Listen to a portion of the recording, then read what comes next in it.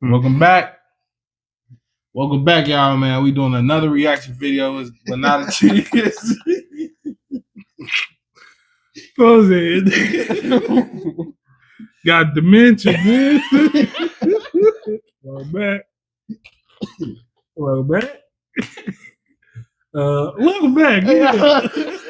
Non-stop. I've been on the ground until the ball drop. Non-stop. Non-stop. I've been on the ground from January till the ball drop.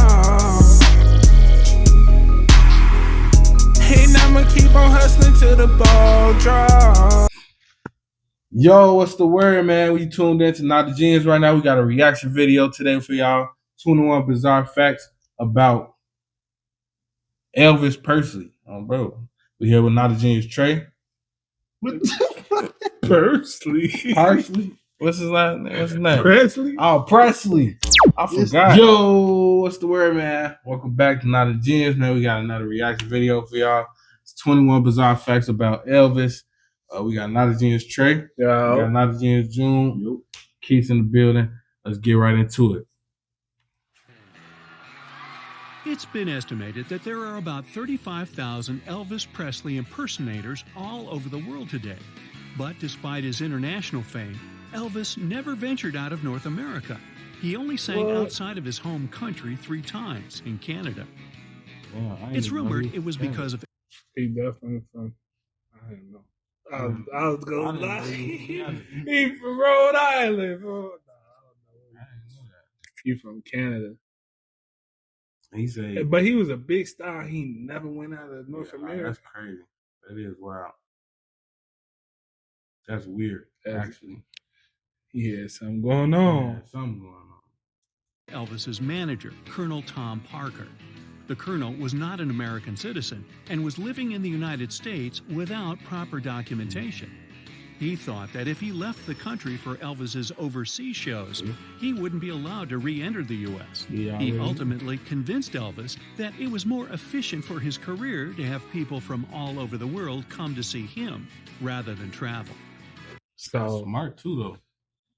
That is smart, but that limit. Well, I ain't gonna say it limited him. It kind of did because a lot of people don't got that shit. That travel, you know what I'm saying? That's true. That's true. That's true. I was like, tell them, hey, if you want to come see Young Boy, Lil Durk or something, you can only come. You only can come to where they at. You feel me? That's true. You niggas will be in Brazil. Fuck you, bro. Fuck you, bro. You're a bitch.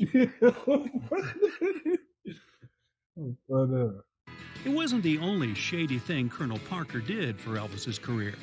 Years after the king of rock and roll had passed away, it was discovered that Parker was taking half of what Elvis made from his music and film projects. Colonel Parker was, however, a brilliant marketing mastermind, even figuring out a way to make money from people that didn't like Elvis and his music. Parker went on to design some I Hate Elvis pins that he could sell to people who didn't want to buy the pro-Elvis merchandise. The Wall Street Journal reported that by 1957, all Elvis merchandise, both pro and con, was estimated at over $22 million. That boy getting bread off of That boy ran it up off Elvis. They talk about some I Hate Elvis. He got so mad. But look, the fucking mad, he wasn't even, I don't think he was mad. I think he was just smart thinking about it. Like, because he already knew, like they said, he already knew motherfuckers wasn't, it was people that didn't fuck with Elvis.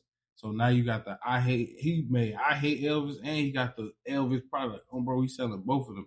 Making bread off both of them. He is the manager that took half of his money. Right. And he said, nigga, did you hear him in the video? Yeah, but he said the nigga took half of his money. Nigga, he took more when he died.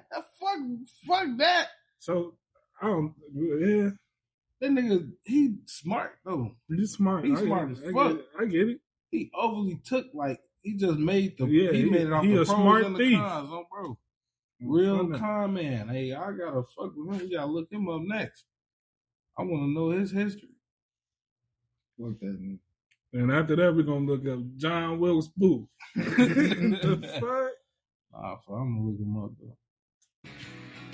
Born on January 8, 1935, the future king of rock and roll had a twin brother that unfortunately didn't make it through the complications at birth. Damn. Elvis's mother, Gladys, never had another child and became very attached to her only son.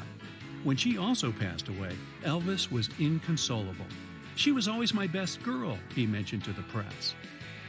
Success didn't come easy for Elvis, as he was turned down when he was 19 years old after an audition.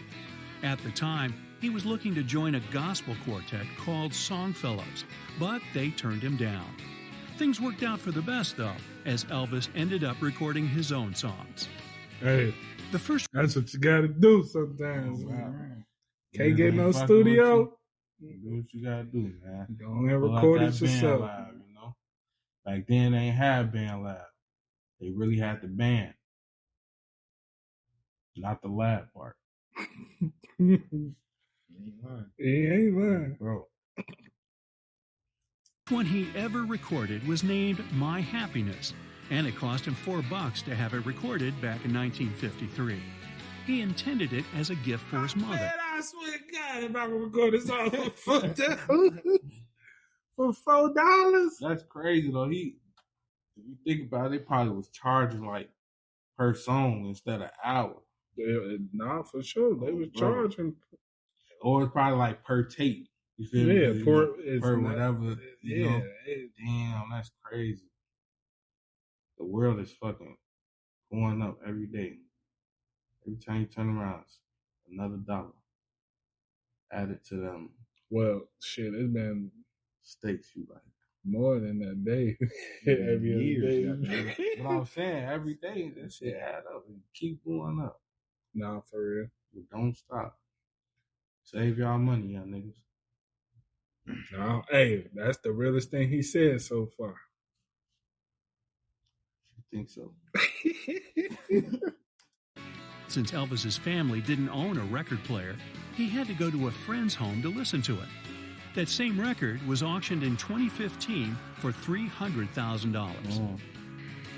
Elvis's 50s flamboyant looks consisted of bubblegum pink blazers, crop tops, and Cuban collars. But some think what may have inspired his looks was in fact a comic book character named Captain Marvel Jr. His collection of comics can still be found in the attic. Captain Marvel from who? Captain Marvel Jr. A comic book, bro. I No never movie heard of shit. them, though. No, all the movie shit, comic shit. yeah, but a lot of them just picked. A lot of comic book shit can't even fit in the movie, and they down the role of the movie. Like the comic book is way stronger than the movies, niggas. Yeah, Anytime. that shit ass. But the comic book. Yeah, if you look at the comic books, like they got a whole bunch of heroes that niggas really never heard of, but you know, and movies. Movies and the comic book now. But I think that's what they doing with the movies. I think they taking all the comic book heroes that motherfuckers don't know about. Like recently, motherfuckers, there's been new heroes, all type of different shit. Feel me? I think they putting them inside the movies now, like trying to expand that Marvel universe type shit. You know? Yeah, they got Century in that bitch in Marvel. I don't know who the fuck is it. Yeah, it'd be new shit. I'll be watching that shit. Yeah. But yeah, a lot of them be comic book heroes. Bro. Take out his home. Presley never confirmed it, but many think he borrowed Captain Marvel Jr.'s hairstyle and sideburns. The superhero may also have been the source of the cape-like jumpsuits he often wore on stage. As for his staple jet black hair, it turns out it wasn't his natural color. Elvis was blonde. He used shoe polish to maintain his hair color at first, and to also keep him looking young and fresh. By the time he was 37 years old, he had outgrown his shoe polish days and started investing more in his appearance to look as youthful as possible. He started using a dye color that's still available today, named Miss Clairol 51D, in the shade. Hey, if y'all gray up there, Y'all trying to look young, y'all about to do that Elvis. Go get that Elvis, man. Go get that Elvis, man. Called Black Velvet. Elvis even went as far as dyeing his eyelashes. Now, one thing Elvis may not have been great at was eating healthy. He was a big fan of the most outrageous food combinations. He enjoyed the Fool's Gold loaf, which was made out of a hollowed loaf stuffed with peanut butter, jelly, and a whole pound of bacon. Oh, yeah. The famous Elvis sandwich was created out of his love for peanut butter, a recipe that his grandmother eventually shared in a cookbook. It had 2 slices of bread, a whole lot of peanut butter, banana slices, and bacon. Apart from his outstanding musical career, Elvis was a popular film actor too. He began his movie career in 1956 by starring in a Western called Love Me Tender. Loving You was his second film. In total, Elvis ended up starring in over 31 films throughout his career. Presley's famous Memphis house called Graceland was one of the first important purchases he made after becoming famous. It cost him $100,000 in 1957, a year after he launched his career. He was just 22. He immediately asked his parents to move in with him. Graceland was declared a National Historic Landmark in 2006. It's also the second most visited house in the U.S. after the White House. As soon as he moved to Graceland, Elvis surrounded himself with animals. He ended up owning everything from dogs and horses to more unconventional pets like donkeys and even a monkey. He even trained a mynah bird to repeat words and perform them while Elvis was hanging out with his friends. He was a big fan of cars, too.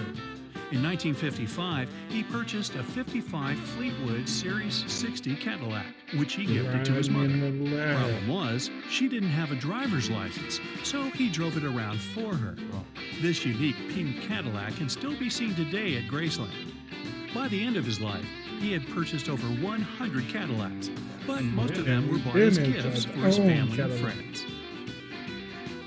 Despite his remarkable vocals, Elvis Presley never wrote any of his songs.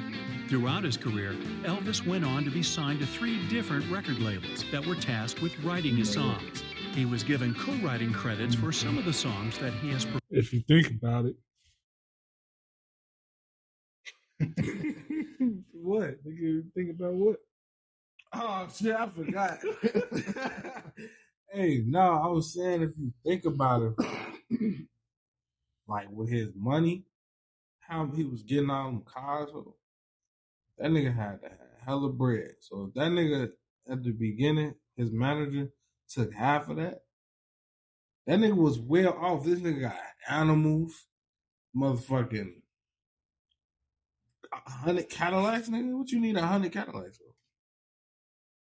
I think his manager, saying throughout his whole career. But I'm saying, back then, I'm pretty sure. Back then, it was a lot, but it was cheaper. Doing that shit, yeah, it was cheaper. But that's what I'm saying. If it was cheaper, that means he had hella bread to do that shit. Like, I'm talking about mad, and I know he probably had more than that little 22 million they just showed. Probably was up $500,000. Yeah, I don't think so. This nigga said he probably had more than that 22 million that he had. Probably up $500,000. Oh, wow. That number is not number.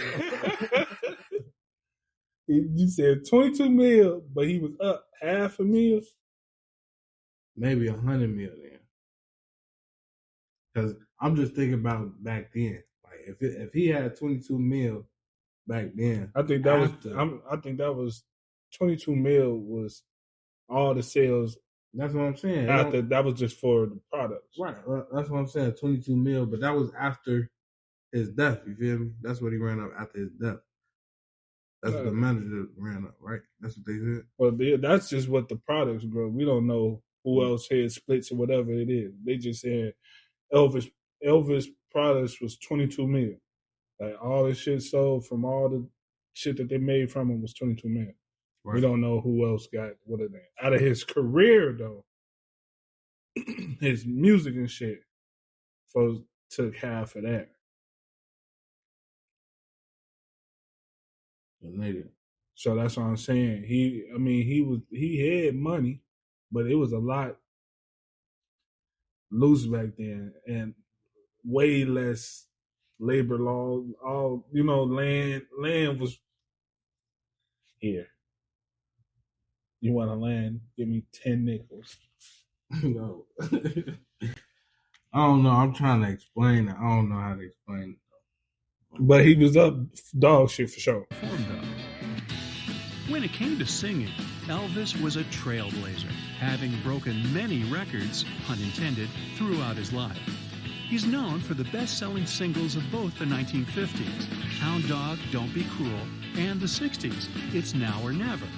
His debut album was also the first rock and roll album to make it to the top of the Billboard charts in the U.S. It was also the first million-selling record in the genre, since it spent a staggering 10 weeks at number 1 back in 1956. He did release at one point an album without a single song on it. It was called Having Fun with Elvis on Stage, and it came out in 1974. Weirdly enough, it only had spoken content. The album featured little speeches Elvis had in between songs during his live shows. Obviously, the album wasn't a critic's favorite, some even calling it thoroughly unlistenable. Elvis was known for being extremely generous. One story goes that while doing a show in Miami Beach, he had a limo pick him up from a helipad. He had a nice conversation with the limo driver and asked him if he owned a car himself. The driver said he didn't own the limo. He was just working for a company. So Elvis decided to give the limo they were in to that driver. His famous dance moves weren't calculated. He just had a lot of nerves. People recall him being so nervous during his first performances that his legs were constantly shaking. Needless to say, the audience went wild for him dancing, especially the ladies, so he decided to incorporate the moves into his routine. Elvis liked watching television so much that he would stare at 3 different TV sets at the same time. He had different sets installed in his downstairs media room, each with its own news program playing at the same time. He kept all of the TVs on, unless his least favorite actor, Robert Goulet. That nigga was he couldn't be down, He couldn't be down, bro. He couldn't be. Nobody said. Look, I'm just saying that little half. That's what I'm saying. That's what I'm saying. That half that the manager took wasn't shit. You got to think about it. His half, what he say? His half was 33 mil. No. When they said that, they didn't say what the half was. They just said that he took half his earnings. Hey, they said, let me see. Where we at? 807. Ventured out of North America. He only sang 1,000 Elvis Presley impersonators all over the world today. But despite his international fame, Elvis never ventured out of North America. He only sang outside of his home country 3 times, in Canada. It's rumored it was because of Elvis's manager, Colonel Tom Parker. The colonel was not an American citizen and was living in the United States without proper documentation. He thought that if he left the country for Elvis's overseas shows, he wouldn't be allowed to re-enter the U.S. He ultimately convinced Elvis that it was more efficient for his career to have people from all over the world come to see him rather than travel. It wasn't the only shady thing Colonel Parker did for Elvis's career. Years after the king of rock and roll had passed away, it was discovered that Parker was taking half of what Elvis made from his music and film projects. Colonel Parker was, however, a brilliant marketing mastermind, even figuring out a way to make money from people that didn't like Elvis and his music. Oh, yeah, Parker went on to right about that, but that nigga was getting film and music money. Nigga, that's what I'm saying. So I'm saying that little half of that shit is crazy. That is crazy. That is crazy. But that just lets you know how up he was to a point he didn't even notice he was getting half his shit. Well, nobody said that he ain't noticed that. That's true too. He probably did know and didn't give a fuck because he was rocking with him. You feel me? He was already giving shit away. Right. I was doing rich shit. I ain't gonna lie. But they did say they found out later after he died. But I'm pretty sure, you know what I'm saying? A motherfucker know. I'm supposed to get $6 million. You telling me I only got 3 right now? You got half of that? But, all right. That's just... Unless his least favorite actor, Robert Goulet, made an appearance. Elvis disliked Goulet so much that instead of using a knob on the television to turn it off, he destroyed it altogether and replaced it with a new one. Hey, don't be cruel. Nobody really knows what Elvis's problem was with Goulet, as they were reported to be friends.